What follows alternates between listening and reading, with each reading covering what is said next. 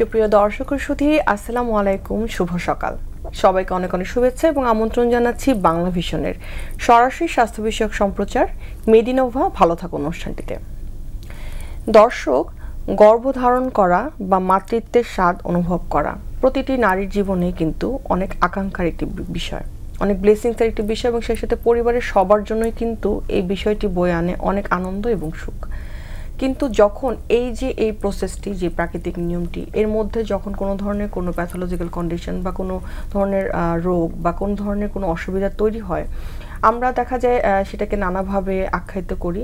তো সেই বিষয়টিকে আমরা অনেক সময় ইনফার্টিলিটির মধ্যে ফেলি, অথবা অনেক সময় ইনফার্টিলিটি ছাড়াও সেটা কিন্তু ঠিক করা যায়। তো আসলে এক্স্যাক্টলি ইনফার্টিলিটি বলতে কি বোঝায়, বা ইনফার্টিলিটিতে বর্তমানে কি কি চিকিৎসা আমাদের দেশে আছে, এবং আমরা কিন্তু এই বিগত কিছু বছরে অনেক দূর এগিয়ে গেছি ইনফার্টিলিটি চিকিৎসা। এবং যারা আজকে শুনছেন তারা জেনে আশা করি অনেক খুশি হবেন যে সমস্ত রকমের ট্রিটমেন্ট যেগুলো আমরা পাশের দেশে গিয়ে নিতাম এবং দূরের কোনো দেশে গিয়ে নিতাম, সেই সমস্ত ট্রিটমেন্টই কিন্তু আমরা বাংলাদেশে এখন করছি এবং অনেক ভালোভাবে সফলতার সাথে করছি। তো সেই জায়গাগুলোতে কোথায় আসলে করছি, কিভাবে করছি এবং কত খরচে করছি, আসলে সবাই সেটা নিতে পারবেন কিনা বা কখনই আসলে নেওয়া উচিত, সেই সমস্ত কিছু বিষয় নিয়ে আজকে আমরা কথা বলবো। আমাদের আজকের বিষয়টিকে আমরা রেখেছি বন্ধ্যত্ব, ইনফার্টিলিটি। এবং এই বিষয়টি নিয়ে কথা বলবার জন্য আমাদের সাথে আজকে ফেসবুকে দুজন বিশেষজ্ঞ ডাক্তার উপস্থিত রয়েছেন। আমি প্রথমেই পরিচয় করে দিচ্ছি ডাক্তার মাহেজাবিন ম্যাডাম, সহযোগী অধ্যাপক, গাইনি, প্রসূতি ও বন্ধ্যত্ব বিশেষজ্ঞ, শিশু মাতৃ স্বাস্থ্য ইনস্টিটিউট, মাতোয়াইল, ঢাকা। এবং সেই সাথে আছেন ডাক্তার আনুকা রায়, গাইনি, প্রসূতি ও বন্ধ্যত্ব বিশেষজ্ঞ, জেএন হসপিটাল, ভিক্টোরিয়া, নারায়ণগঞ্জ। দর্শক, আমাদের আজকের অনুষ্ঠানটি সরাসরি সম্প্রচার করা হচ্ছে। আপনারা চাইলে আপনাদের বন্ধ্যত্ব বিষয়ক যে কোনো সমস্যার জন্য, যারা যারা এই ধরনের সমস্যাগুলোতে ডায়াগনোসিস হয়েছেন এবং যারা বুঝতে পারছেন না যে আসলে কি তাদের বন্ধ্যত্ব আছে কিনা, যে কোনো ধরনের প্রশ্নের জন্য আপনারা আমাদের স্ক্রলে দেখানো নাম্বারে সরাসরি ফোন করে কথা বলতে পারেন আমাদের আজকে বিশেষজ্ঞ ডক্টরদের সাথে। এবং সেই সাথে ফেসবুক থেকে সরাসরি দেখতে লগ ইন করুন www.facebook.com/banglavision এই লিঙ্কটিতে। চলুন দর্শক, আজকে আলোচনা শুরু করা যাক। আমি শুরুতেই ম্যাডামদেরকে অনেক ধন্যবাদ জানাচ্ছি আমাদের সাথে আজকে স্টুডিওতে এসে জয়েন করার জন্য। আপনাকেও ধন্যবাদ। আমি মাহেজাবি ম্যাডামের কাছে প্রথমে প্রশ্ন রাখছি যে অনেক সময় বন্ধ্যত্ব বলতে আমরা কিন্তু জিনিসটাকে গুলিয়ে ফেলি, যে অনেক সময় আখ্যায়িত করি যেটাকে বন্ধ্যত্ব, সবাই দেখা যাচ্ছে আসলে এটা বন্ধ্যত্বের মধ্যে পড়ছে না। তো সেটা জানার জন্য যদি আমরা একটু বলি যে সহজভাবে যে বন্ধ্যত্ব বলতে আসলে কি বোঝায়। সহজভাবে বন্ধ্যত্ব হচ্ছে যখন একজন বিবাহিত দম্পতি একই সাথে 1 বছর বসবাস করার পরেও গর্ভধারণে সক্ষম না হয়, সেক্ষেত্রে আমরা বন্ধ্যত্ব কথাটা আখ্যায়িত করি। এবং এক্ষেত্রে একটু বয়সের ব্যাপার আছে। যদি 35 বছরের নিচে হয় সেক্ষেত্রে 1 বছর, আর যদি 35 বছরের বেশি হয় স্ত্রীর বয়স, সেক্ষেত্রে 6 মাস পরেই আমরা বন্ধ্যত্বের চিকিৎসার জন্য শরণাপন্ন হতে বলি। অনেক ধন্যবাদ। আমি আনুকা ম্যাডামকে এই জায়গাতে একটু জিজ্ঞেস করবো যে এই যে বন্ধ্যত্ব তার আসলে আছে কিনা, অথবা একটা কাপল বিয়ের পর 1 বছর চেষ্টা করছে বা 35-এর উপরে 6 মাস চেষ্টা করছে, তাকে আমরা আসলে বন্ধ্যত্বতে মানে আখ্যায়িত করব কিনা, সেটার জন্য আসলে আমরা তাদেরকে কি সাজেস্ট করি? তারা কি ডক্টর শরণাপন্ন হতে বলি কিনা, বা আমরা কোন ধরনের পরীক্ষা নিরীক্ষা করি কিনা? আচ্ছা, আমরা ফার্স্টে দেখব যে আসলে তারা বন্ধ্যত্বের ক্যাটাগরিতে পড়ে কিনা। যদি দেখি যে 1 বছর ধরে তারা রেগুলার মেলামেশা করছেন, তার মানে রেগুলার মেলামেশা বলতে আমরা একটা জিনিস বোঝাই, যেটা হচ্ছে মাসিকের মাঝখানের যে 10 দিন, এই 10 দিনেই কিন্তু বাচ্চা আসে, এটাই অনেকে জানে না। এগুলাই আমরা আগে দেখি যে আসলে বন্ধ্যত্ব কিনা। যদি বন্ধ্যত্ব হয় তখন তো অবশ্যই আমরা আসতে বলি। এবং বন্ধ্যত্বের জন্য কিন্তু আমরা শুধু নারীকে আমরা চিকিৎসা করি না বা পরীক্ষা করি না। বন্ধ্যত্ব যখন আমাদের কাছে আসবে তখন আমরা বলবো যে বন্ধ্যত্ব কিন্তু নারী পুরুষ উভয়েরই হয়। নারীদের ক্ষেত্রে প্রায় 40%, পুরুষের ক্ষেত্রেও 40%। এবং বন্ধ্যত্ব কিন্তু উভয়ের কারণেই হইতে পারে। আবার অনেক সময় দেখা যাবে কোনো কারণ ছাড়া বন্ধ্যত্ব হচ্ছে। এই জিনিসটা যদি আমরা তাদেরকে বুঝাইতে পারি যে বন্ধ্যত্ব নারী পুরুষ উভয়েরই হয় এবং উভয়েরই কিন্তু আমাদের কিছু বেজলাইন টেস্ট করতে হবে যে আসলে তারা বন্ধ্যত্ব কিনা। এক্ষেত্রে দেখি আমরা নারীদের ক্ষেত্রে কিছু বেজলাইন টেস্ট, যেমন আল্ট্রাসোনোগ্রাফি, বিশেষ করে টিবিএস উইথ সিস, মানে সিস করে আমরা টিবিএসটা দেখি এবং পুরা জেনিটাল ট্র্যাক্টটা ঠিক আছে কিনা দেখি, এবং ওভারিতে অ্যান্ট্রাল ফলিকুলার কাউন্টটাও দেখে ফেলি, ঠিক আছে, আর টিউবটা ঠিক আছে কিনা এটাও দেখে ফেলি। সাথে আমরা কিছু হরমোন টেস্ট করি, যেমন থাইরয়েড, প্রোল্যাকটিন, সাথে আমরা ডায়াবেটিসটাও দেখে ফেলি। এখন ডায়াবেটিস এগুলো দেখি। ছেলেদের ক্ষেত্রে আমরা কি ধরনের? ছেলেদের ক্ষেত্রে আমরা মেইনলি যেটা করি সেটা হচ্ছে সিমেন অ্যানালাইসিস। 3 থেকে 4 দিন মেলামেশাটা স্টপ রেখে আমরা সিমেন অ্যানালাইসিস করি, এবং এর ভিতরে আমরা যেটা দেখি শুক্রাণুর কাউন্টটা দেখি, গতিশীলতা বা মুভমেন্ট চলাফেরার ক্ষমতাটা দেখি, এবং স্ট্রাকচারটা বা মরফোলজিটা ঠিক আছে কিনা দেখি। এবং সাথে ছেলেদের কিন্তু আমরা কিছু হরমোন টেস্টও করে ফেলি, থাইরয়েড, প্রোল্যাকটিন, সাথে ডায়াবেটিস এবং টেস্টোস্টেরন হরমোনটাও করি। এখানে ম্যাডামকে আবার একটু আমি রিকোয়েস্ট করব অ্যাড করার জন্য, যে অনেক সময় দেখা যায় কি যে অনেক বছর ধরে ওয়াইফের ট্রিটমেন্ট করে যাচ্ছে, তার হয়তো বা ডায়াগনোসিস করা যাচ্ছে না যে কি প্রবলেম, কিন্তু ট্রিটমেন্ট করে যাচ্ছেন, বিভিন্ন রকম ওষুধ খাচ্ছেন, অনেকদিন পরে গিয়ে দেখা গেলো আসলে সমস্যাটা হাজবেন্ডের ছিল, আমরা পরীক্ষা নিয়ে, এরকম কেস কি আপনার পান? জি জি, এরকম প্রায়ই পাওয়া যায়। সেক্ষেত্রে আমরা তাদের প্রপার কাউন্সিলিং করি যে আসলে বন্ধাত্বটা দুই পক্ষেরই, মেয়ের যে মহিলার যেমন হতে পারে, ছেলেদেরও হতে পারে। আমাদের প্রচলিত সমাজে প্রচলিত আছে যে বন্ধাত্ব মানেই মেয়েদের, কিন্তু আসলে কথাটা ঠিক না। ছেলেদেরও পুরুষের বন্ধাত্ব সমান 40% প্রায়। সেজন্য আমাদের দুই পক্ষেরই পরীক্ষা নিরীক্ষা করতে হবে, এবং দুজনেরই যদি সব দিক ওকে থাকে তখন আমরা পরবর্তী স্টেপে ট্রিটমেন্টে যাই। কিন্তু এর মধ্যে যদি কারো প্রবলেম ধরা পড়ে সেই অনুযায়ী তার চিকিৎসা করা হয়। আমাদেরকে একটু যদি কারণগুলো শেয়ার করা যায় ম্যাডাম, যে কি কি কারণে আসলে আমরা কারেন্টলি আসলে এখনকার অবস্থায় যদি বলি যে কি কি কারণগুলো আমরা পাচ্ছি বন্ধ্যত্ব হওয়ার জন্য? সাধারণত বন্ধ্যাত্বের অনেকগুলো কারণ আছে, মেয়েদের এবং ছেলেদের।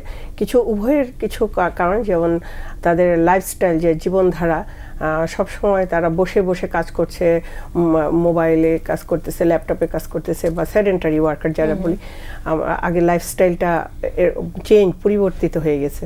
তারপর হচ্ছে খাদ্যাভ্যাস, এটা দুই পক্ষেরই, মেয়ে ছেলে দুইজনেরই। দেখা যায় যে আমরা প্রসেসড ফুডের প্রতি বেশি ডিপেন্ডেন্ট হয়ে গেছি। শাকসবজি, নর্মাল যে ডায়েট আগে প্রচলিত ছিল ওগুলোর যাতে আমরা প্রক্রিয়াজাত খাবারের প্রতি আগ্রহ বেশি। তারপর হচ্ছে কিছু হরমোনাল প্রবলেম থাকে। তারপর হলো দেখা গেছে যে হরমোনাল দুই পক্ষেরই থাইরয়েড প্রবলেম, ডায়াবেটিস, এগুলো হচ্ছে হরমোনাল প্রবলেমের জন্য তার ভারসাম্যটা নষ্ট হয়ে যাওয়ার জন্য দুই পক্ষে শুক্রাণু তৈরি এবং ডিম্বাণু তৈরি ব্যাহত হতে পারে। আর কিছু মেয়েদের আলাদা করে যেমন থাকে, তার ডিম্বাশয়ে ডিম সব সাইকেলে ঠিক মতো পরিস্ফুটন হয় না, টিউব ব্লক থাকতে পারে, বা জরায়ুর ভিতরে টিউমার থাকতে পারে যেটা ডিস্টার্ব করে, অথবা এন্ডোমেট্রিওসিস বা চকলেট সিস্ট নামের একটা রোগ আছে যেখানে তার ডিম্ব এবং ডিম্বনালী দুই দিকেরই কার্যকারিতা ব্যাহত হয়, এবং শুক্রাণু পাশাপাশি পুরুষের শুক্রাণু কম বা শুক্রাণু নিঃসরণ কম, বা বীজের আকৃতিগত গঠন অথবা নড়াচড়া মোটিলিটিটা ডিস্টার্ব হতে পারে এটা। আর যদি পুরুষের যদি বীর্য পরীক্ষার রিপোর্ট নর্মাল থাকে, সাধারণত তাদের অন্য কোনো সমস্যা থাকে না। এটাই 100-তে 100। এখানে আমি আনুকা ম্যাডামকে একটু রিকোয়েস্ট করবো যে অ্যাড করার জন্য, যে হরমোনাল কোনো ইস্যুজের জন্য কি, যেটা আমরা প্রায় শুনে থাকি যে থাইরয়েড বা পলিসিস্টিক ওভারি, এই বিষয়গুলোকে আমরা বন্ধ্যত্বের কারণ হিসেবে ধরি কিনা? পলিসিস্টিক ওভারিয়ান ডিজিজ, এটা কিন্তু ফিমেলদের প্রায় 70% কাভার করে বন্ধ্যত্বের কারণ।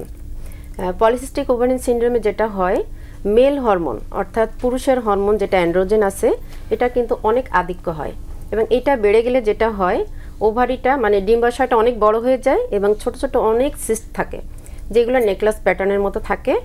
এবং এক্ষেত্রে যেটা হয়, এই অ্যান্ড্রোজেন হরমোনের জন্য এই কোনো ডিমই এখান থেকে বড় হতে পারে না, মানে যার জন্য মানে এটা ম্যাচিউর হতে পারে না, যার জন্য ওভুলেশনটা হয় না, মানে ডিমটা বের হয় না। ডিমটা বের না হওয়ার জন্য কিন্তু বন্ধ্যাত্ব তৈরি হয়ে যায়। আবার আরেকটা জিনিস যেটা থাইরয়েড হরমোন কিন্তু থাইরয়েড এবং প্রোল্যাকটিন দুইটাই কিন্তু মেল ফিমেল দুইজনের ক্ষেত্রেই কিন্তু বন্ধ্যাত্বের কারণ হতে পারে। থাইরয়েড হরমোন কিন্তু মানে থাইরয়েড গ্ল্যান্ড যেটা আছে, এটা হচ্ছে মাস্টার গ্ল্যান্ড, যে হরমোনটা আমাদের মেটাবলিজম করে, ঠিক আছে, সমস্ত কিছুর মেটাবলিজমে হেল্প করে। সেখানে যদি ফার্টিলিটি রিলেটেড কোনো হরমোনের মেটাবলিজমে ডিস্টারবেন্স করে, তখন সেটা অবশ্যই ফিমেল এবং মেল ফার্টিলিটিতে মানে বাধা দিবে। মানে ইনফার্টিলিটি ডেভেলপ করবে। আমাদের জিজ্ঞেস করার বিষয় যে থাইরয়েডের ক্ষেত্রে বা পলিসিস্টিক ওভারিয়ান সিনড্রোম দুইটাই আসলে আমরা হরমোন জনিত কারণ বলছি, এই ক্ষেত্রে কি আসলে আমরা আশার বাণী দিতে পারি কিনা যেগুলো? হ্যাঁ, অবশ্যই এটা আশার বাণী দিতে পারি, কারণ আমরা যদি থাইরয়েডটা কন্ট্রোল করে ফেলি তাহলে তো আমাদের মেটাবলিজম ঠিক আছে, বা তখন আমাদের আর মেল ফিমেল যে হরমোনগুলা রিলেটেড টু ফার্টিলিটি, তখন তো এটা প্রবলেম হবে না। আমরা যদি ফার্স্টে যখন আমাদের আসে আমাদের কাছে, তখন আমরা বেজলাইন কিছু ইনভেস্টিগেশন দিয়ে ফেলি, তখন কিন্তু আমরা থাইরয়েড, প্রোল্যাকটিন এবং ডায়াবেটিসের টেস্ট দিই, এবং এগুলো ধরা পড়লে তখন আমরা এগুলো কন্ট্রোল করে ফেলি, এবং তখন কিন্তু ন্যাচারালি ওনারা কনসিভ করে, তখন আর এক্সট্রা কোনো ওষুধ, ওভুলেশন ইন্ডাকশন বা তখন আইইউআই এগুলো দরকার হয় না। আর পলিসিস্টিক ওভারিয়ান সিনড্রোমের ক্ষেত্রে আমরা যেটা করি, পলিসিস্টিক এই ক্ষেত্রে কিন্তু ফিমেলরা ওবেস থাকে, গ্রস ওবেসিটি থাকে, যেটার জন্য অ্যান্ড্রোজেন হরমোনটা অনেক বেড়ে যায়। এক্ষেত্রে আমরা বলি যে এক্সারসাইজ করতে, ডায়েট কন্ট্রোল করতে, এবং মেটফর্মিন জাতীয় কিছু ওষুধ আছে, এগুলো দিলে এগুলো কিন্তু কন্ট্রোল হয়ে যায়। কন্ট্রোল হয়ে গেলে মেনস্ট্রুয়েশনটা রেগুলার হয়ে যায়, অনেক ক্ষেত্রে নরমালি প্রাকৃতিকভাবে কনসিভ করতে পারে। আমরা এই জায়গাতে একজন দর্শক আমাদের ফোন করেছেন, তার ফোনটি নিচ্ছি। জি, হ্যালো দর্শক, আপনার নাম বলে প্রশ্নটি করুন। আমি জান্নাতুল ফেরদৌস বলছিলাম। জি, আমার বয়স হলো 35 বছর। আচ্ছা, জি, আমি ওই যে ওভারিয়ান সিস্টের অপারেশন হয়েছিলাম ম্যাডাম। আচ্ছা, এখন সমস্যাটা কি? এখন কি আপনি বাচ্চা নিতে চাচ্ছেন? এখন সমস্যা হলো আমি কি মা হতে পারবো? আচ্ছা, আপনার বয়স কত একটু বলা যাবে আমাদের? আমার 35 বছর। আচ্ছা আচ্ছা, ওনার আমি মাহাজাবিন ম্যাডামকে রিকোয়েস্ট করেছি, ওনার বয়স হচ্ছে 25 বছর বললেন মনে হয়, 35। আচ্ছা, সিস্ট আছেন, এবং ম্যাডামের কি কোনো প্রশ্ন আছে কিনা তার কাছে? মানে তার কি আগের বাচ্চা আছে? জি জি, আমার বাচ্চা, আরো 2টা বাচ্চা আছে। আচ্ছা, সেক্ষেত্রে ওভারিয়ান সিস্টের অপারেশন তো একদিকে হয়েছে, অপর দিকের ডিম্বাশয় তো অবশ্যই ভালো আছে, কাজেই আপনি চাইলে বাচ্চা নিতে পারবেন। দর্শক, অনেক ধন্যবাদ আমাদের প্রশ্নটি করার জন্য। আমি এই জায়গাতে আবার একটু আসছি, মেহজাবিন ম্যাডামকে রিকোয়েস্ট করব যে এই যে পলিসিস্টিক ওভারি বা থাইরয়েডের এই ধরনের চিকিৎসার জন্য দেখা যাচ্ছে যে অনেক সময় কিছু দর্শকদের, যারা রোগীদের অভিব্যক্তি থাকে যে অনেক লম্বা সময় ধরে ওষুধ খেয়ে যাচ্ছেন কিন্তু তারপরও বাচ্চা হচ্ছে না। তো এই জায়গা থেকে আসলে বলার কি আছে যে পলিসিস্টিক ওভারি থেকে একেবারে বাচ্চা হয় না, এই ধরনের কোনো বিষয় কি কখনো কাজ করে কিনা? পলিসিস্টিক ওভারিয়ান ডিজিজ যে এক্ষেত্রে তার কিন্তু ডিম আছে, ডিম প্রত্যেক সাইকেলে 7 থেকে 10টা ডিম বড় হয়, কিন্তু এটা পরিফুটন হয় না। কাজে একে যদি আমরা ওর যে মেজারগুলা, যে ওয়েট রিডাকশন, তারপর লাইফস্টাইল মডিফিকেশন, ডায়েটারি চেঞ্জ, এবং প্রয়োজনে আমরা মেটফর্মিন দিয়ে এবং এক্সারসাইজ, এই মেজারগুলো নেওয়ার পরে তার হরমোনাল ইমব্যালেন্সটা কারেক্ট হয়, এবং সেক্ষেত্রে ওভুলেশন হওয়ার, ডিম ফুটার চান্সটা অনেক বেড়ে যায়, 80% বেড়ে যায়। এবং দেখা গেছে যে যাদের পলিসিস্টিক ওভারিয়ান ডিজিজ তাদেরই বাচ্চা হওয়ার প্রবণতাটা বেশি থাকে বন্ধ্যাত্বের চিকিৎসা ক্ষেত্রে। সব ক্ষেত্রে আমাদের ডিম্ব পরিস্ফুটনের যে ঔষধ সব ক্ষেত্রে লাগে না। আচ্ছা, এখানে আনুকা ম্যাডামকে একটা প্রশ্ন, সেটা হচ্ছে যখন ইনফার্টিলিটি ট্রিটমেন্টগুলো করা হয় তখন আমরা কিছু কিছু ধাপ মেনটেন করি, যে কিছু সময় আমরা মুখে খাবারের ওষুধ দিই, তারপর সেটা যদি আনসাকসেসফুল একটা লম্বা সময় ধরে, তার পরবর্তীতে আমরা তাদেরকে ইনজেকশন এবং পরবর্তীতে আমরা আরও কিছু প্রসিডিওরে যেতে বলি। সেগুলোকে একটু শেয়ার করা যাবে কিনা, যে আসলে একটা কাপলের বয়স অনুযায়ী কতদিন তার মুখে খাওয়ার ওষুধ খেতে হবে, অথবা তার বয়স যদি বেশি হয় সে কি কম সময় খাবে কিনা, এটা যদি আমাদের সাথে একটু শেয়ার করেন। আচ্ছা, এটার ক্ষেত্রে আমি বলবো যে ফার্টিলিটির ক্ষেত্রে কিন্তু 20 থেকে 30 বছরই আমাদের সাকসেস রেটটা অনেক বেশি। সুতরাং যদি 30 বছরের নিচে হয় তখন আমরা সাধারণত মুখে খাওয়ার ওষুধটাই মেইনলি প্রেফার করি। এক্ষেত্রে আমরা ইন্টারফেয়ারে খুব কম যাই, এবং এখানেই দেখা যায় 80% ক্ষেত্রে কাপল কনসিভ করে যায়।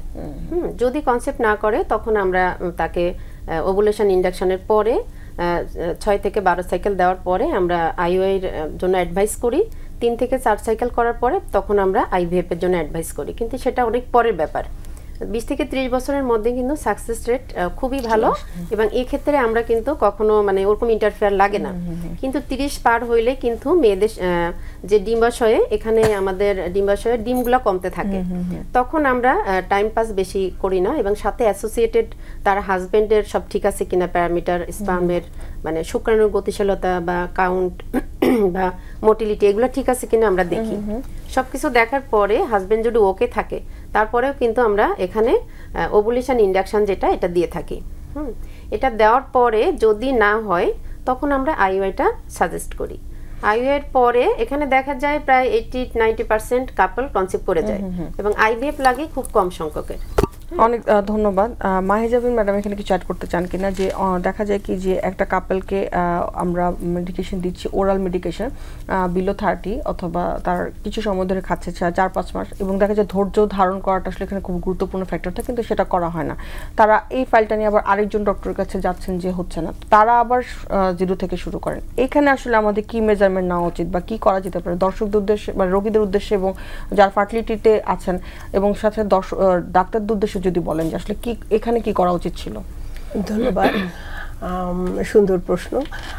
এক্ষেত্রে আমরা অনেক পাই যে এরকম একজনের কাছে 3 মাস 4 মাস সাইকেল 3 সাইকেল 4 সাইকেল ডিম ফুটানোর ওষুধ খেয়েছে, আবার হলো না, আরেকজনের কাছে গেল বা আরেক সেন্টারের কাছে গেল।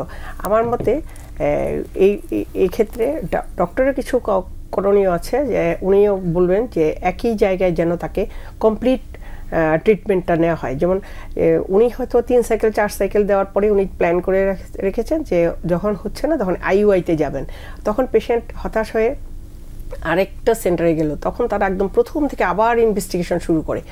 তো এটা খরচ ব্যয়বহুল হয়ে যায় এবং হতাশাব্যঞ্জক হয়ে যায়, কারণ ওখানেও যদি একইভাবে আগাইতে থাকে, সে ওখানেও যদি আবার আইইউআইয়ের পরামর্শতে আসে, সে হয়তো আবার চিন্তা করবে না আমি এখানে আর করবো না, তখন সে বসে থাকে 1 বছর 2 বছর এরকম পেশেন্ট পাই। এই জন্য আমাদের করণীয় হচ্ছে ডক্টর এবং সেন্টার এবং পেশেন্ট দুজনের মধ্যে একটা সমঝোতা আসতে হবে যে আমরা এখানে কমপ্লিট ট্রিটমেন্ট দেব।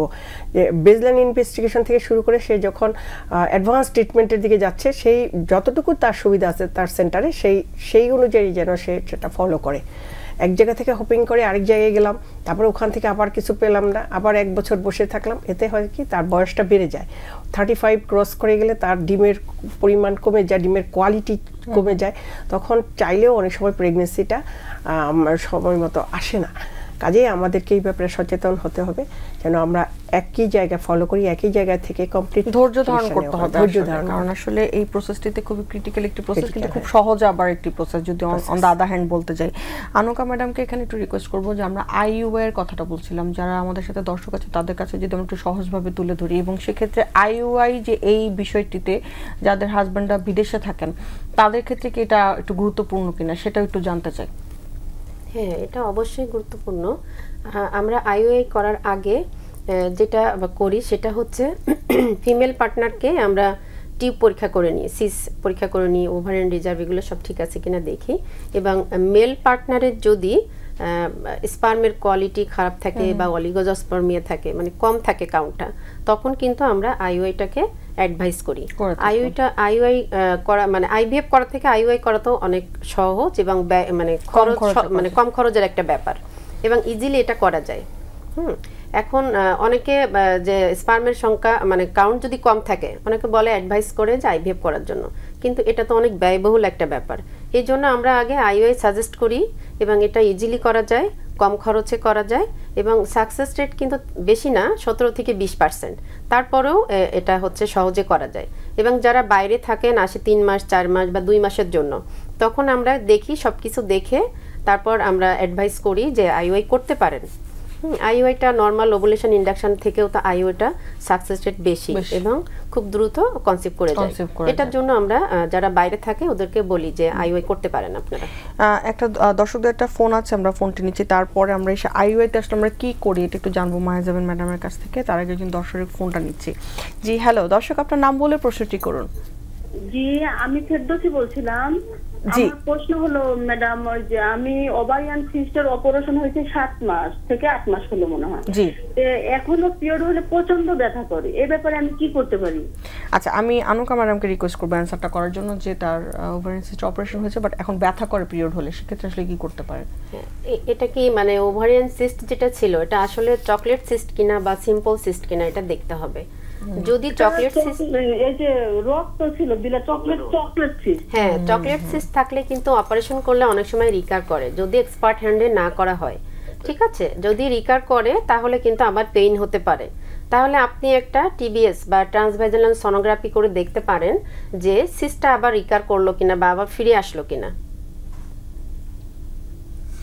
আচ্ছা, দর্শক অনেক ধন্যবাদ আমাদের প্রশ্ন করার জন্য। মানে এক্ষেত্রে আসলে চকলেট সিস্টটা যেহেতু আবার রিকার করার সম্ভাবনা থাকে যদি প্রপারলি রিমুভ না করা হয় তাহলে আবার সেক্ষেত্রে ইভালুয়েট করে দেখতে হবে যে ওইটাই আবার হচ্ছে কিনা, যেহেতু পিরিয়ডে তার ব্যথা করছে। বা সিস্ট অপারেশনের করার পরে আমরা সাধারণত ডাইনোজেস্ট একটা ওষুধ আছে, এটা কিন্তু আমরা দিয়ে রাখি সাপ্রেস করার জন্য at least 3 to 6 মান্থ। সেই ব্যাপারগুলো ইভালুয়েট করতে হবে। মাইজামিন ম্যাডামকে চাচ্ছিলাম যেটা আইইউআইতে আমরা আসলে কি করি, অনেক সময় টার্মটি শুনে অনেকে ভয় পেয়ে যান যে এটা মনে হয় কি অপারেশন করা হবে কিনা বা কি, এটা আসলে খুবই সিম্পল প্রসিডিউর, বাট তারপর আপনার কাছ থেকে একটু শুনতে চাচ্ছি যে কি করা হয় এখানে। ধন্যবাদ। আইইউআই মানে হচ্ছে ইন্ট্রাইউটেরাইন ইনসেমিনেশন, মানে নর্মাল যে প্রসেস যেভাবে বীর্য স্ত্রীর জরায়ুতে প্রতিস্থাপন হয় ন্যাচারালি, সেটাকে আমরা একটু হেল্প করি। যখন কোনো কারণে দেরি হচ্ছে, বাচ্চা হচ্ছে না, আমরা ডিম্ব পরিস্ফুটনের ওষুধ দেওয়ার পরেও তার বাচ্চা হচ্ছে না 3 সাইকেল 4 সাইকেল, তখন আমরা এটা একটা সহায়ক হিসেবে কাজ করে। এটা সিম্পল এবং কম খরচ। এতে আর কি করা হয়, আমরা ডিম্ব পরিস্ফুটনের জন্য ওষুধ দিয়ে আগে ডিমগুলোকে ম্যাচিউর করি এবং ডিম যাতে পরিস্ফুটন হয় সে ইঞ্জেকশন দিয়ে, তখন তার 36 ঘন্টা পরে স্বামীর বীর্যটাকে নিয়ে একটা প্রসেস করে সেখান থেকে সবচেয়ে গুড কোয়ালিটির যে শুক্রাণু সেগুলোকে কালেক্ট করে একটা ছোট্ট সরু ক্যানুলার মাধ্যমে আমরা জরায়ুতে প্রতিস্থাপন করি। এতে কোনো অ্যানেস্থেসিয়াও লাগবে না, কোনো অজ্ঞান করা বা ব্যথা, সামান্য ব্যথানাশক ইঞ্জেকশন বা ওষুধ খাওয়ালেই হবে এবং এটা 5 মিনিটের ব্যাপার। তো এটা করার পরে যেটা সাকসেস রেট দেখা যায় ভালো, প্রতি সাইকেলে এটা 10 to 20% সাকসেস রেট হয়। আচ্ছা, আমরা যেহেতু এই জায়গায় আমার মধ্যে পরবর্তী ধাপের কথা ছিল যে আমরা মুখে খাওয়ার ওষুধ দিচ্ছি, ইনজেক্টেবল ফর্মের ওষুধ দিচ্ছি এবং আইইউআইও করছি, তো অনেক সময় দেখা যায় কি আমরা আইভিএফ এর বিষয়টি নিয়ে কথা বলবো বা টেস্ট টিউবের বিষয়টি নিয়ে অবশ্যই কথা বলবো। তার আগে একটু বলতে চাই যে অনেক সময় দেখা যায় যে অনেক দিন ধরে ইনজেক্টেবল ফর্ম নিচ্ছেন কিন্তু তার এখনো বয়স রয়ে গেছে, যে তার এখনো সেরকম বয়স হয়নি, তো সেক্ষেত্রে কি আবার মুখে খাওয়ার ওষুধে ফেরত যেতে পারে কিনা, এই বিষয়টা অনেক সময় কনফিউশন থাকে যে আমি কি তাহলে মুখে খাওয়ার ওষুধকে আর কখনোই খেতে পারবো না, তাহলে কি আমাকে আইভিএফ এ যেতে হবে কিনা, এই ব্যাপারটা। না, মুখে খাওয়ার ওষুধ তো অবশ্যই খেতে পারবে, কারণ আমরা ওভারিয়ান রিজার্ভ, মানে আমাদের ওভারিতে যদি বা ডিম্বাশয়ে যদি ডিমের পরিমাণ ঠিক থাকে এবং ফ্যালোপিয়ান টিউব, ইউট্রাস এবং ভ্যাজাইনা এই ট্র্যাকটা যদি ওকে থাকে, তখন তো আমরা মুখে খাওয়ার ওষুধ দিতে পারি এবং মনিটরিং করতে হবে। মনিটরিং ছাড়া যদি মুখে খাওয়ার ওষুধ বা ইনজেকশন কোনোটাই কাজ করবে না। আমরা মনিটরিং এর মাধ্যমে যদি ওভুলেশন ইন্ডাকশন বা মুখে খাওয়ার ওষুধ দিয়ে যদি আমরা ডিম বড় করতে পারি এবং ডিম ফোটানোর ওষুধ দিয়ে যদি আমরা কাজ করতে পারি, তাহলে তো আমাদের মুখে খাওয়ার ওষুধে ফিরে যেতে কোনো সমস্যা নেই। অনেক ধন্যবাদ। এখানে ম্যাডামের কাছে আমার একটা প্রশ্ন থাকবে যে অনেক সময় ডক্টরদের কাছে গেলে ইনফার্টিলিটি দম্পতিরা যখন যান তখন বলা হয় যে আপনারা টেনশন মুক্ত থাকবেন বা মেন্টালি স্ট্রেস ফ্রি থাকবেন বা ফ্রি মাইন্ডে থাকবেন, এই কথাগুলো বলা হয়। তো এই জায়গা থেকে কি আসলে ইনফার্টিলিটি বা বন্ধুত্বের উপর কোনো প্রভাব আছে কিনা, যে পুরো মানে ভালোভাবে হরমোন নিঃসৃত হওয়া বা মেন্টালি স্ট্রেসে কম থাকা বা হেলদি লাইফ লিড করা, এই জায়গাটিতে যদি একটু আমাদের সাথে শেয়ার করেন। অবশ্যই, কারণ যে কোনো মানসিক চাপে আমাদের দেহের ভিতরে হরমোনের একটা ভারসাম্য ব্যাহত হয় এবং হরমোনের ভারসাম্য ব্যাহত হয়ে ডিম্ব পরিস্ফুটন ব্যাহত হয়। এটা মেয়েদের ক্ষেত্রে বেশি হয়। এই জন্য মানসিক চাপটা খুবই ইম্পর্টেন্ট, মানসিক চাপ মুক্ত থাকা, স্ট্রেসফুল লাইফটা অ্যাভয়েড করা। আর তাছাড়া মানসিক চাপ বাড়লে বডির ভিতরে কর্টিসল নামে একটা হরমোন রিলিজ হয়, সেই হরমোনটাই আমাদের ডিম্ব পরিস্ফুটনকে বাধা দেয়। এই জন্য আমরা যত মানসিক চাপ মুক্ত থাকতে পারবো তত আমাদের জন্য ভালো বন্ধ্যাত্ব পরিহারের জন্য। এখানে আনুকা ম্যাডাম কি কোনো সাজেস্ট করবেন কিনা যে এই ওয়ার্ক লাইফ ব্যালেন্স অথবা ফ্যামিলির একটা চাপ, এই বিষয়টিতে কি আসলে আপনারা পান কিনা যে রোগীরা কোনো কিছু কারণ বের করা যাচ্ছে না বা দেখা যাচ্ছে তারা খুবই স্ট্রেসফুল আছে, এই ধরনের বিষয় কি আমরা পাই কিনা? এই ধরনের পেশেন্টই রেগুলার, কারণ আমাদের দেশে বন্ধ্যাত্ব বলতে কিন্তু আমরা শুধু নারীদেরকেই বুঝি, এটা একটা সমস্যা। সে পারিবারিকভাবে এমনকি হাজবেন্ড পারিবারিকভাবে সামাজিকভাবে সমস্ত ক্ষেত্রে তাকে সাপ্রেস করে রাখা হয় এবং মেন্টালভাবে বিভিন্নভাবে টর্চার করা হয়। মানসিকভাবে এতই ইমব্যালেন্স থাকে, এই ইমব্যালেন্সের জন্যই কিন্তু অনেক সময় দেখা যায় যে আমরা যতই ওষুধ দিই, ইনজেকশন দিই, মনিটরিং করি, হচ্ছে না। এটা হচ্ছে আমাদের যে মানে পুরা হাইপোথ্যালামো পিটুইটারি অ্যাক্সিস, আমাদের যে বডির একটা সামঞ্জস্য আছে, এখানে যে হরমোন একটা গতিতে রিলিজ হয় সেটা কিন্তু হতে পারছে না। সেটা আমাদের কিন্তু খুব সুন্দর করে তাকে কাউন্সেলিং করে বোঝাইতে হবে যে আপনি যদি এরকম স্ট্রেস বা এরকম ডিপ্রেশনে থাকেন তাহলে কিন্তু আপনার ক্ষেত্রে আমরা যতই ওষুধ দিই না কেন কনসিভ করা কিন্তু কোনো মতেই সম্ভব না। আপনাকে স্ট্রেস ফ্রি থাকতে হবে, আপনার হাজবেন্ডের সাথে সম্পর্ক ভালো রাখতে হবে এবং আমাদেরকেও কাউন্সেলিং করতে হবে যে আপনি নিজের যত্ন নিন, সমাজ এবং পরিবার এবং হাজবেন্ড সবার সাথে মিলাই চলুন এবং এটা স্ট্রেস ফ্রি থাকুন, এমনকি কর্মক্ষেত্রেও। এখন দেখা যায় অধিকাংশ ফিমেল ফ্যামিলিতে আসলে কাউন্সেলিং করাটা খুবই ইম্পর্টেন্ট, ফ্যামিলিতে বা শ্বশুর বাড়িতে, কারণ তাদের এখান থেকে আসলে একটা চাপ থাকে। এই বিষয়টি আসলে আমাদের দেশের প্রেক্ষাপটে খুবই গুরুত্বপূর্ণ, বিশেষ করে ইনফার্টিলিটির ক্ষেত্রে। তো আমরা এই বিষয়টি নিয়ে আরো একটু আলোচনা করবো, তার আগে একটা ছোট্ট বিরতি নিচ্ছি, বিরতির পর ফিরে এসে আমরা বাকি আলোচনায় আসবো। সুপ্রিয় দর্শক, মেডিনোভা ভালো থাকুন অনুষ্ঠানটির এই পর্যায়ে সময় হয়ে এসেছে ছোট্ট একটি বিরতিতে যাবার। বিরতির পর ফিরে আসছি, থাকবেন আমাদের সাথেই। সুপ্রিয় দর্শক, বিরতির শেষে আবারও ফিরে এলাম মেডিনোভা ভালো থাকুন অনুষ্ঠানটিতে। বিরতিতে যাবার আগে আমরা আজকে কথা বলছিলাম বন্ধুত্ব, নানা ধরনের বিষয়গুলো নিয়ে। ঠিক এই জায়গাটিতে আইভিএফ বা টেস্ট টিউব বেবি এই বিষয়টি নিয়ে কথা বলবো এবং অনেকগুলো সেন্টারে কিন্তু এখন এটা অ্যাভেলেবেল আছে এবং আমরা সফলভাবে করছি।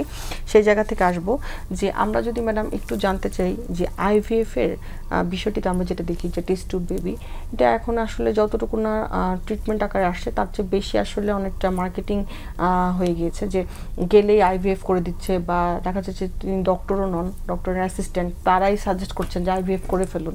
তো এই জায়গা থেকে আমরা যদি একটু জানতে চাই, দর্শকরা যদি একটু জানতে চান যে কোন কোন বিষয়গুলো হলে পরেই তাদের উচিত আইভিএফ এর ডিসিশন নেওয়া, কারণ তাদের ডিসিশনটাও এখানে গুরুত্বপূর্ণ, সেই ইন্ডিকেশনগুলো যদি আমাদেরকে একটু শেয়ার করা যায়। আচ্ছা, আমরা কিন্তু আইভিএফ বললেই হলো না, এটা একটা ব্যয়বহুল একটা প্রসিডিউর, যে আমার টাকা আছে বা সব ওকে আছে বাট আমার টাকা আছে দেখে আমি আইভিএফ করবো এরকম না। আমাদের কিন্তু অবশ্যই একটা প্রসিডিউর মেনটেন করতে হবে এবং আগে আমাদের দেখতে হবে আসলে অ্যাবসলিউট ইন্ডিকেশন আছে কিনা। যদি অ্যাবসলিউট ইন্ডিকেশন থাকে তখন আমরা তাদেরকে সাজেস্ট করব আইভিএফ। যেমন আপনার যদি সিভিয়ার এন্ডোমেট্রিওসিস থাকে, হাজবেন্ডের যদি সিভিয়ার অলিগোজোস্পার্মিয়া থাকে বা সিভিয়ার অলিগোঅ্যাস্থেনোটেটোজোস্পার্মিয়া থাকে, মানে স্পার্মের কাউন্ট যদি একেবারে শূন্য হয়, অ্যাজোস্পার্মিয়া থাকে এবং ফিমেলের ক্ষেত্রে যদি এজটা 40 অ্যাডভান্স এজ হয়ে যায়, হ্যাঁ, তখন কিন্তু আমরা এটা অ্যাডভাইস করি, ঠিক আছে আইভিএফ করতে পারেন আপনি, কারণ ওভারিয়ান রিজার্ভ তো 40 পরে এমনিতেই কমে যায়, সংখ্যাটা কমে যায় এবং অ্যামাউন্টটা কমে যায় বয়সের সাথে। এই ক্ষেত্রে আমরা যেটা করতে পারি আইভিএফ এর সাথে কিন্তু আমরা কিছু ফ্রিজিংও করতে পারি। একটু জিজ্ঞেস করি যে প্রথম বাচ্চাটা হয়েছে তার একটা বয়স অথবা 25 বা 30 এর মধ্যে নিয়েছিল, কিন্তু দ্বিতীয় বাচ্চা হতে গিয়ে হয়তো বা ক্যারিয়ার বা পড়াশোনা বা সারাউন্ডিংস কোনো ইস্যুজের জন্য দেখা গেছে 40 ক্রস করে গিয়েছে, সেক্ষেত্রে দ্বিতীয় বাচ্চার ক্ষেত্রে কি আইভিএফ করতে পারবে? হ্যাঁ, সেক্ষেত্রে আইভিএফ করতে পারবে। মানে নরমালি যদি আমি 40 পরে কনসিভেট ট্রাইয়ের জন্য অ্যাডভাইস করি তখন কিন্তু সেটা সিডিসি গাইডলাইন অনুযায়ী অনলি 8%, খুবই কম, কারণ ডিমের পরিমাণ একেবারেই কমে যায়। তখন আমরা অ্যাডভাইস করতে পারি যে আইভিএফ করতে পারেন। সেক্ষেত্রে আমরা হাজবেন্ডের ব্যাপারটাও দেখে নিব, হ্যাঁ, স্পার্মের বা সিমেন্টটা একটু দেখে নিব ঠিকঠাক মতো। এখানে ম্যাডামকে একটু জিজ্ঞাসা করছি যে এই যে অনেক ধরনের আইভিএফ সেন্টারগুলো আছে, আমরা কি এক্ষেত্রে কোনো ধরনের কোনো বিষয় মানে নিতে পারি কিনা বা কোনো সাবধানতা অবলম্বন করতে পারি কিনা যে কোন আইভিএফ সেন্টারগুলোতে আসলে যাওয়া উচিত, বা সেটা কি আসলে এই ব্যাপারগুলোতে কোনো ধরনের গাইডলাইন আছে কিনা? বিশেষ কোনো গাইডলাইন এখনো তৈরি হয়নি, কিন্তু আমাদের বুঝতে হবে যে আইভিএফ সেন্টার খুললেই তার একটা নির্দিষ্ট পলিসি থাকতে হবে। যেমন আমি যে আসলেই ধরলাম একটা আইভিএফ এর ঢুকাই দিলাম, এরকম যেন না হয়, কারণ আইভিএফ এর অনেক জটিলতাও আছে, যে ঝুঁকি আছে। যেমন আমরা যখন পরবর্তীতে সে কিন্তু আবার আগের ট্রিটমেন্ট প্রসিডিউরে ফিরে যেতে পারে না, মুখে খাওয়ার বা ইনজেকশন কিন্তু তার তেমন কাজ করে না, তখন শেষ চিকিৎসাটা নিয়ে নিছে, তখন সে যদি মনে করে যে আমি আবার ওভুলেশন ইন্ডাকশনে যাব, এটা সাধারণত পরবর্তীতে আর হয় না। যখন বন্ধাত্বের বিশেষজ্ঞের কাছে যায় তখন সে আইভিএফ করা হয়ে গেছে আর সে পরের গুলাতে যাওয়ার আগ্রহ ফিল করবে না। এই জন্য আমাদের অবশ্যই বুঝে শুনে সেন্টার ভালো দেখে, যে যেখানে ভালো বিশেষজ্ঞ ডাক্তার উনি অভিজ্ঞ এবং এক্সপার্ট, এরকম সেন্টারেই যাওয়া উচিত। কারণ আইভিএফ যখন ডিসিশন নেওয়া হয় এটা যেন ফাইনাল ডিসিশন হয়, তার আগে আমরা রিপিটেডলি ওভুলেশন ইন্ডাকশন আইইউআই করতে পারি। আমরা যেহেতু আজকে শুরুতে একটা কথা বলছিলাম যে সব ধরনের চিকিৎসা আমাদের দেশের প্রেক্ষাপটে এখন বাংলাদেশে বিদ্যমান এবং আমরা পাশের দেশে বা তার চেয়ে দূরের দেশে অনেক সময় যেতাম, কিন্তু সেটা না করে আমরা এখন আমাদের দেশে ট্রিটমেন্ট নিতে পারছি। এই জায়গাতে যদি ম্যাডাম একটু আমাদের সাথে শেয়ার করেন যে সব চিকিৎসাকে আমরা সফলভাবে করতে পারছি। আমাদের দেশে কিন্তু এখন ইনফার্টিলিটি সমস্ত চিকিৎসা হচ্ছে, এমনকি পিজিডি এবং লেজার হ্যাচিং, তারপর অল টাইপ অফ ART এখানে হচ্ছে। আগে যেরকম যে মানে ওভাম রিজার্ভ করার যে বিষয়টি ওভাম রিজার্ভ তো হচ্ছেই, ওভাম রিজার্ভ, তারপরে হচ্ছে সিমেন বা স্পার্ম ফ্রিজিং, এগুলো তো অ্যাভেলেবেল হচ্ছে। এবং যে পিজিডিটা আগে আমরা বাইরের কান্ট্রিতে পাঠাতাম, এটাও এখন আমাদের দেশে হচ্ছে। মানে অল কাইন্ড অফ ART এখন আমাদের দেশে পসিবল। আগে কিছু হইলে কিন্তু আমরা বাইরের দেশে চলে যেতাম, সেটা এখন দরকার নেই। আমাদের দেশে একেবারে সাকসেসফুলি আমরা এগুলো এখন করতে পারছি। যেহেতু আমরা আজকে অনেকগুলো বিষয় নিয়ে কথা বললাম যে কিভাবে আসলে সলিউশনের দিকে যেতে পারি, এবং সবগুলো সলিউশন যে আমাদের দেশে আছে বিদ্যমান, আমরা শুধুমাত্র যদি একটু অ্যাওয়ার হই বা সচেতন হই, আমরা হয়তো বা সবকিছুই করতে পারবো এবং সময় মতো করতে পারবো।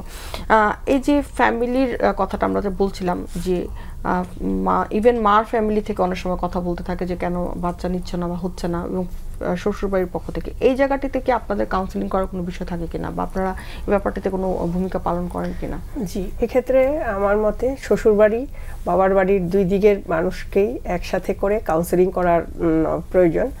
কারণ তার প্রতি যে নেতিবাচক যে প্রভাব যেন তার মানসিক চাপটাকে বাড়ায় না দেয়। কারণ সে মা হতে পারছে না, এটাই তার জন্য অনেক কষ্টে। তার মধ্যে যদি তার প্রতি নেতিবাচক প্রভাব, তার প্রতি কটু কথা এবং তাকে যে মানসিক চাপ দেয়, ইভেন ফিজিক্যাল হ্যারাসমেন্টও হয় অনেক ক্ষেত্রে, ইভেন বিবাহ বিচ্ছেদ হয়ে যেতে পারে। আমরা সেই দিকের প্রতি নজর রেখে আমরা সহানুভূতিশীল হব, সামাজিক সাপোর্ট গ্রুপ তৈরি করে দেব, এবং প্রয়োজনে তার খরচ বহন করার কোনো ওয়ে আছে কিনা সেদিকেও আমরা নজর দেব। এখানে আনুকা ম্যাডাম কিছু অ্যাড করতে চান কিনা এই বিষয়টিতে? আমি বলতে চাই যে সামাজিক যে অবস্থানটা আমাদের মেয়েদের, এটাকে কিন্তু আরো ডেভেলপ করতে হবে। নিজের পায়ে দাঁড়াতে হবে। নিজের পায়ের তলায় যদি মাটি থাকে তাহলে কিন্তু সবাই আমাদের হ্যারাস করতে পারবে না। আমাদেরকে ফ্যামিলিয়াল ভাবে, মানে বাপের বাড়ি হোক বা হাজবেন্ড হোক, শ্বশুর বাড়ি হোক, সমাজ হোক, যে কোনো স্তর থেকে, এমনকি ডক্টরও তো ফার্স্ট যে আমাদের কাউন্সিলিং করতে হবে যে ফার্টিলিটি মানে বন্ধাত্ব কোনো অভিশাপ না, এটা অন্য 5টা রোগের মতো, কিন্তু এর চিকিৎসা আছে, সমাধান আছে। সুতরাং এটা নিয়ে আমরা এত ওয়ারিড হব না, দুশ্চিন্তা করব না, স্বাভাবিকভাবে নিব এবং চিকিৎসা করব। যে কোনো ভালো সেন্টারে বা ফার্টিলিটি সেন্টারে যদি আপনি চিকিৎসা করেন তাহলে আপনি অবশ্যই সাকসেসফুল হবেন। এটা নর্মাল একটা রোগের মতো চিন্তা করতে হবে। এটা নিয়ে খুব বেশি দুশ্চিন্তা, প্রেশার এটা করা যাবে না। আমরা তাহলে স্বাভাবিকভাবে আগালেই কিন্তু এটা সমস্যার সমাধান হয়ে যাবে। অনেক ধন্যবাদ। আর লাইফ স্টাইলের কথাটা যদি একটু ম্যাডাম আসে, যে আমরা দেখা যাচ্ছে যে অনেক সময় দেখা যায় এরকমও আছে যে কোনো ধরনের ওষুধ না খেয়েই বা ওষুধ বন্ধ করে দিয়ে শুধুমাত্র তার ওজন কমিয়ে বা লাইফ স্টাইলটাকে মডিফাই করেও কিন্তু অনেকে প্রেগনেন্ট হয়েছেন। তো এই জায়গা থেকে যদি একটু বলেন যে লাইফ স্টাইল মডিফিকেশনটা কতটুকু গুরুত্বপূর্ণ ইনফার্টিলিটি? লাইফস্টাইল অবশ্যই, লাইফস্টাইল মডিফিকেশনের অর্থ হচ্ছে তার বা ওজনটা নিয়ন্ত্রণে রাখতে হবে, তার BMI থাকতে হবে 19 to 24 এর মধ্যে থাকতে হবে। যখনই তার ওজন কন্ট্রোলের মধ্যে থাকবে তখন তার ভিতরে হরমোনের ভারসাম্যটা আসবে। তখন হরমোনের ভারসাম্য আসলে তার ওভুলেশন, যেটা ডিম্বাণু পরিস্ফুটনটা সময় মতো হবে, এবং কোয়ালিটি ডিম্বাণু গুণগত মানও ভালো থাকবে, এবং সেক্ষেত্রে তাদের গর্ভধারণটা সহজ হবে। কাজেই লাইফস্টাইল মডিফিকেশন এবং weight reduction, obesity control is very much important. ক্ষেত্রে ম্যাডাম কিছু শেয়ার করতে চান কিনা ছেলেদের ক্ষেত্রে, যে ছেলেদের কোনো ধরনের হ্যাবিটের কারণে কি আমরা আসলে ইনফার্টিলিটি আরো বেশি বেড়ে যাচ্ছে কিনা? আচ্ছা, ছেলেদের যে সিডেন্টারি লাইফস্টাইল বা ওবেসিটি, স্মোকিং, তারপর হচ্ছে রিচ ফুড, হট এনভায়রনমেন্টে কাজ করা বা কোনো কেমিক্যাল বা রেডিয়েশন রিলেটেড এনভায়রনমেন্টে যদি সে কাজ করে থাকে, লম্বা সময় ধরে কাজ করে থাকে বা রঙের কাজ করে থাকে, তখন কিন্তু দেখা যায় যে স্পার্মের কোয়ালিটি খুব কম এবং কাউন্টও কমে যায়, কোয়ালিটিও কমে যায়। হ্যাঁ, এক্ষেত্রে কিন্তু দেখাই যায় রেগুলার। আবার ওবেসিটির জন্য যেটা হয়, হরমোনাল ইমব্যালেন্সটা হয় এবং সেক্ষেত্রে ডায়াবেটিস অনেক সময় ডেভেলপ করে, হাইপারটেনশন ডেভেলপ করে। হ্যাঁ, এগুলোর ক্ষেত্রে কিন্তু দেখা যায় যে লাইফস্টাইলটা যদি মডিফিকেশন করে, যেমন এক্সারসাইজ করা, যে ব্যাড হ্যাবিটগুলো আছে সেগুলো যদি অ্যাভয়েড করে, একটু নিউট্রিশিয়াস ফুড বা অ্যান্টিঅক্সিডেন্ট জাতীয় খাবার যদি সে খায়, তারপর যদি দীর্ঘক্ষণ ধরে মোবাইল ফোন বা ল্যাপটপ ইউজ করা থেকে বিরত থাকে, তারপর যদি কেমিক্যাল বা রেডিয়েশন এগুলো যদি অ্যাভয়েড করে, তখন কিন্তু শুক্রাণুর স্পার্মের যে কাউন্টটা, কোয়ালিটিটা, মোটিলিটি, এগুলো সব কিন্তু বেড়ে যায়। তখন কিন্তু বন্ধ্যত্বটা থাকে না। এখানে একটা গুরুত্বপূর্ণ বিষয় যেহেতু শেষ পর্যায়ে আছে, আমরা একটু অ্যাড করতে চাই যে মেয়েদের বন্ধ্যত্ব হচ্ছে কিন্তু ছেলেদের বন্ধ্যত্ব ট্রিটমেন্ট করাটা বেশি কঠিন। তো এই জায়গাটাতে আসলে আমাদের কিন্তু একটু ফোকাস করতে হবে যে আমরা কিন্তু এখন অনেক বেশি সেডেন্টারি লাইফ লিড করি। তো মেয়েদেরটা যেভাবে ডিল করা যায় ছেলেদেরটা করাটা একটু বেশি মাত্রায় টাফ হয়ে যায়। তো এখানে শুরুতেই তাদেরকেও কিন্তু ইভালুয়েশনে আসতে হবে যে তাদের আসলে প্রবলেমটা আছে। যখন আমাদের কাছে আসবে তখনই শুধু আমরা ফিমেলের চিকিৎসা করব না, কারণ এখানে দেখা যাবে যে 50-50 থাকে, যে ফিমেল ইনফার্টিলিটির ক্ষেত্রে ফিমেল কজ 50%, মেল কজ 50%। এটা প্রথমেই যখন আসবে তখনই আমাদের কিন্তু তাদের বুঝিয়ে দিতে হবে এবং ওভাবে কাউন্সিলিং করে মেল ফ্যাক্টরগুলো ইভালুয়েট করতে হবে। আমরা একদমই শেষ পর্যায়ে আছি। মাহেজাবিন ম্যাডামের কাছে আমি একটু রিকোয়েস্ট করবো যে আজকে বিষয়টি যে ছিল বন্ধ্যত্ব, তা নিয়ে যদি দর্শকদের উদ্দেশ্যে কোনো শেষ পরামর্শ থাকে। দর্শকদের উদ্দেশ্যে আমার পরামর্শ হচ্ছে যে যখন বিবাহের এক বছর ক্রস করে তখনই যেন এর মধ্যে যদি উনি গর্ভবতী না হন, তাহলে অবশ্যই ভালো চিকিৎসকের, বিশেষজ্ঞ চিকিৎসক যিনি নিঃসন্তান দম্পতির চিকিৎসক, তাদের পরামর্শ নিন এবং সঠিক জায়গায় যান, সঠিক সময়ে সঠিক পরামর্শ গ্রহণ করুন। এটাই আমার। ম্যাডাম কিছু সার্বিক কোনো পরামর্শ দিবেন কিনা? আমি যেটা বলবো যে মেয়েদের ক্ষেত্রে বয়সসীমাটা কিন্তু খুবই ইম্পর্টেন্ট। এখন আমরা যে সবাই ওয়ার্কিং, এই কাজ করতে করতে বা চাকরি করতে করতে বিয়ের সময়টা দেরি করে করি বা বিয়ে হইলো বাচ্চা অনেক পরে নি, এক্ষেত্রে কিন্তু 30 পার হয়ে গেলে আমাদের ডিমের সংখ্যা কমে যায়।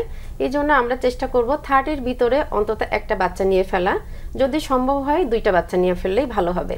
আরেকটা ব্যাপার যেটা, যদি আমরা রেগুলার ইন্টারকোর্স করি 1 বছর বা 1 বছর মেলামেশার পরেও যদি আমাদের বাচ্চা না আসে, তখন কিন্তু আমাদের একটা ভালো ফার্টিলিটি সেন্টারে অবশ্যই যোগাযোগ করতে হবে এবং এই বন্ধ্যত্বটাকে আমরা স্বাভাবিক অন্য 5টা রোগের মতো চিন্তা করব, কোনো অভিশাপ না, এবং আমরা অবশ্যই পারিবারিক এবং সামাজিক একটা সাপোর্ট তৈরি করব।